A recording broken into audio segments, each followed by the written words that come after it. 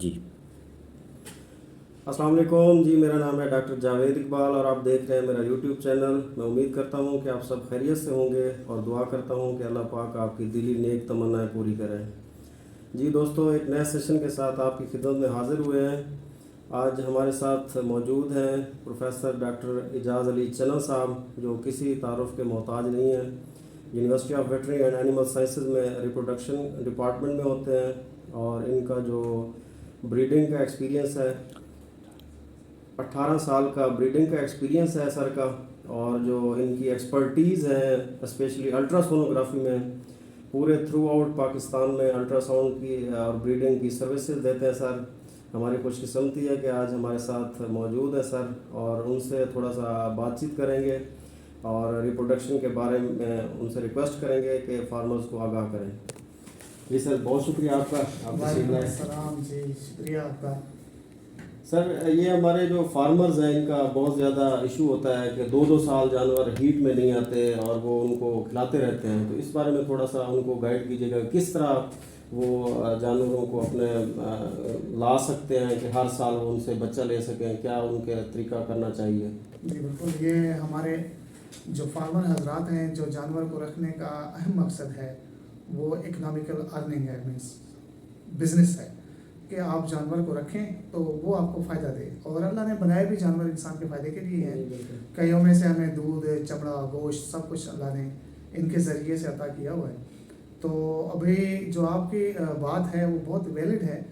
हमारी जो भैंसों की नस्ल हैं उनमें बलूगत और ये अफजाइश नस्ल का सिलसिला स्लो है।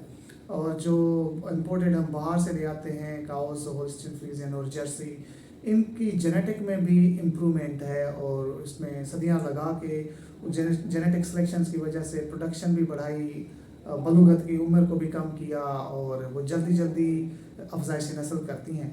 तो हमारा रिप्रोडक्शन का सबसे बड़ा नारा ये होता है कि साल में एक बच्चा मिलना चाहिए।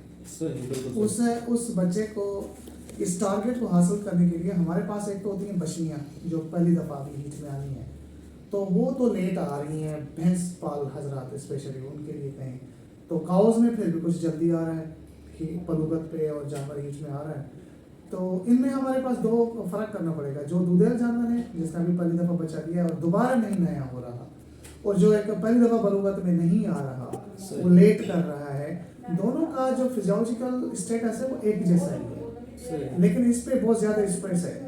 जो दूध देने वाला जानवर है उसमें हमें ना उसकी बॉडी कंडीशन, स्टोर और खुराक को मद्देनजर रखना चाहिए। मैं आपको एक एग्जांपल दूं, मिसाल के तौर पे एक जानवर ने अगर साल में बच्चा नहीं देना है दोबारा और दूध भी देना है, हम अगर मिसाल दे देते हैं कि वो 305 दिनों से ऊपर दूध देना शुरू कर देता है और वो देता है 4 किलो 5 किलो दूध, ठीक है। और अगर एक तो हमें वो बच्चा भी नहीं दे रहा और 4 से 5 किलो दूध दे रहा है, लेकिन हम फार्मर बेचारा उसकी बुनियादी ज़रूरतें तो सारी पूरी कर रहा है। बिल्कुल, मिसाल के तौर पर उसकी खुराक, उसका वंडा और सारी चीज़ें दे रहा है, तो लेकिन वो जानवर उतना प्रोड्यूस नहीं कर पा रहा। मतलब एक 8 महीने का अगर हिसाब करें, हमें गेप हो जाता है, वो 5 किलो दे रहा है, अगर उसने नए दूध होके और नया बच्चा देके 15 किलो दे देना था जी। तो अब अगर 9 किलो पर डे के हिसाब से हमें लॉस हुआ और 8 महीने के हिसाब से अगर लॉस करो तो वो तकरीबन 2100 लीटर दूध का लॉस हो जाता है। बहुत बड़ा लॉस हो जाता है। तो इसमें जो है ना वो जानवर की पेट के कीड़ों की दवाई रेगुलर दिया करें ताकि, और बॉडी कंडीशन स्कोर को देखा करें कि उसकी पसलियाँ और उसके गोश्त जो है वो बहुत कमज़ोर भी ना हो, पसलियाँ नज़र भी ना आए, तो बहुत ज़्यादा फरबा भी नहीं करना, क्योंकि हमें दूधेल जानवर की वो कंडीशन नहीं चाहिए कि वो जैसे बिल्कुल मोटा कटा हुआ हो जैसे हमको कुर्बानी के लिए पाला हुआ है। दूधेल जानवर का ये करैक्टर नहीं होता, ठीक है। तो उसको ये मद्देनजर रखें। और दूसरा ये है कि अगर वो 90 दिनों के बाद या 90 दिनों तक पहला बच्चा देने के बाद हीट में नहीं आता, तो फिर लोकल जो उधर के प्रैक्टिशनर्स हैं उनसे चेक करवाएं सही, और उसको चेक करवा के उसको जो जहाँ कहीं पे भी वो रुका है उसका हल करवा लें। उसमें इनको ये फ़ायदा होगा कि वो जानवर जल्दी फिर हीट पे आ जाएगा और जल्दी प्रेग्नेंट हो जाएगा, दूध भी देता रहेगा। 7 महीनों तक वो दूध देगा, फिर 3 महीने, काफ़ी 2 महीने तक 60 दिन छोड़ देते हैं आखिरी ड्राई पीरियड देते हैं, ठीक है। तो उस ड्राई पीरियड जब दे देते हैं तो अगला सुबह में दूध ज़्यादा मिलता है सही। तो ये हमें ब्रीडिंग में जो पैलेट हैं उनमें इतने इन्फेक्शन वगैरह के मसले नहीं होते, लेकिन वो हीट में आती नहीं सही। तो उसमें उनका बॉडी का जो वेट है वो ज़रूरी इंपॉर्टेंट है।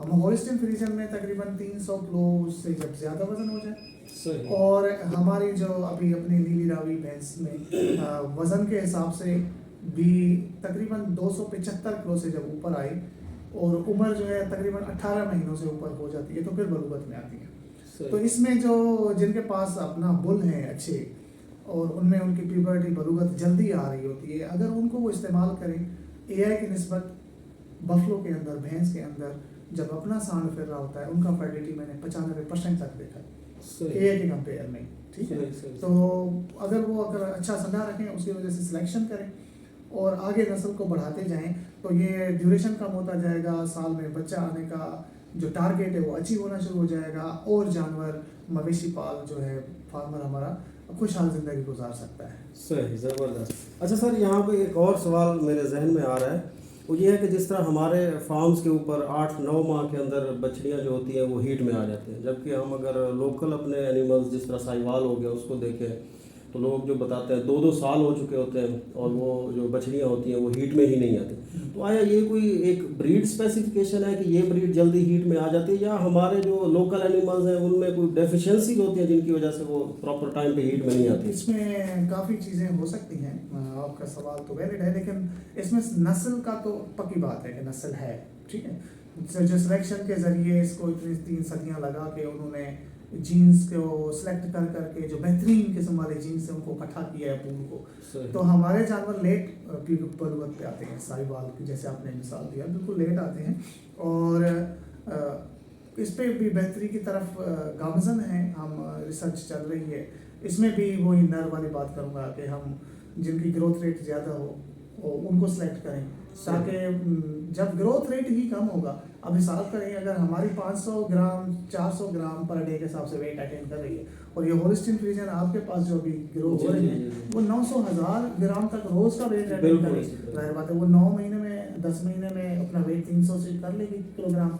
तो बॉडी को सिग्नल जाते हैं कि डेवलपमेंट अब पूरी हो गई है, तो फिर रिप्रोडक्शन स्टार्ट होता है। उससे पहले अगर डेवलपमेंट में डिफिशिएंसी है, जानवर में पैरासाइट्स का लोड है, खुराक पूरी नहीं मिल रही, तो बेशक उम्र भी बड़ी होती जाए लेकिन वो वेट बलूगत वाला नहीं आएगा तो जानवर हीट में नहीं आएगा। सही। अच्छा सर, एक और आपसे क्वेश्चन करेंगे, उसके बाद कोशिश करेंगे कि इसको ख़त्म करें। उसमें सर ये है कि आप काइंडली ये हमें गाइड कीजिएगा कि जो अल्ट्रासोनोग्राफी है इसमें ब्रीडिंग को इम्प्रूव करने में कितना को इसका रोल है, या इसके इस्तेमाल से कितना को हम इसको जो ब्रीडिंग का हमारा इशू है इसको कितना को इम्प्रूव कर सकते हैं? जी बिल्कुल, ये ऐसे हुआ कि जैसे खुली किताब हो, ऐसे तो जानवर का सिस्टम बंद है।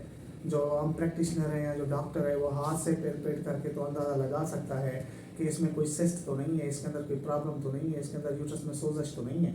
मतलब किसी जानवर को ब्रीड करने के लिए उसका सिस्टम नॉर्मल होना चाहिए, बिल्कुल सही, या ओवरीज पे कोई प्रॉब्लम है। लेकिन हम सबसे ज़्यादा जो अल्ट्रासाउंड का फ़ायदा ले रहे हैं वो सबसे ज़्यादा तशख़ीस हमल है कि जानवर को इंसीमिनेट किया या संडे से मिलाया, तो अल्ट्रासाउंड के ज़रिए हम 30 दिनों में हमल को तशख़ीस कर सकते हैं।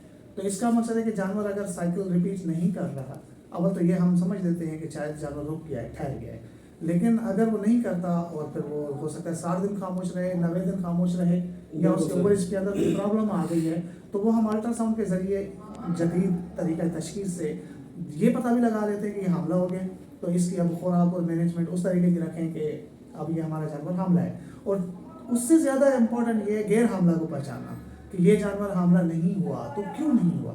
सही। तो जब अल्ट्रासाउंड कैसे आगे फिर उसके लिए क्या हम कोई तरीका अपनाएं ताकि वो जानवर अपने जल्दी जो है ना वो हीट में आ जाए और सक्सेसफुल वो ब्रीड कर सके। सही सही सही। तो अल्ट्रासाउंड का जल्दी तशख़ीस हमल और ओवरीज पे या जो बच्चेदानी पे और जो बेजादानी में कोई जो प्रॉब्लम्स हैं या कोई मसाइल हैं उनको हम जल्दी तशख़ीस कर लेते हैं और टाइम पे ही हम उसका अगर इलाज कर लें तो वो जानवर लंबे अरसे के लिए खामोश नहीं रहेगा और उसका जब मसला हल हो जाएगा तो उसका अफजाइश नस्ल वाला अमल बिल्कुल एफिशिएंट हो जाएगा और बेहतर हो जाएगा और फार्मर को वो दूध और बच्चे के शक्ल में फ़ायदा देगा। सही सही सही। तो हम वैसे अल्ट्रासाउंड से जो सबसे बड़ा और सर की जो ब्रीडिंग की कंसल्टेंसी है इससे जो बड़ा हमें फ़ायदा हो रहा है उसमें हमें जो हार्मोन्स का यूज़ है, वैसे अगर हम उसको करें जो सिंपल प्रोटोकॉल लगाएं जिसमें 3 हार्मोन्स लगते हैं तो जिस वक्त हम अल्ट्रासाउंड कर लेते हैं तो हमें पता चल जाता है कि ओवरी के ऊपर सीएल मौजूद है या फॉलिकल मौजूद है, उस हिसाब से सिर्फ एक टीके के जरिए वो जानवर दोबारा हीट में आ जाता है। बिल्कुल। तो ये एक मेरे ख्याल में हार्मोन्स का भी एक बहुत बड़ा इसमें और इस्तेमाल महंगे है। हाँ जी, बहुत। हार्मोन्स तो हम अगर वो इतने 3 हार्मोन लगाते हैं, समझो कि हम रफली 3000 लगा लेंगे और फिर भी उसके रिजल्ट्स 50-50 होते हैं। जी बिल्कुल। और इसमें अगर हमें पता लग जाता है तो 1000 का हार्मोन लगा के हाँ हम फिर भी वही 50% 65% तक रिजल्ट ले लें, बिल्कुल। तो कम से कम 2000 भी जानवर पे बचा लेते हैं। सही, बिल्कुल ये सही। जानवर पे बच जाते हैं। तो दोस्तों ये था आज का एक सेशन सर के साथ। उम्मीद करते हैं इससे आपको कुछ फ़ायदा होगा। इसी के साथ इजाज़त दीजिए। अल्लाह निगहबान। पाकिस्तान जिंदाबाद।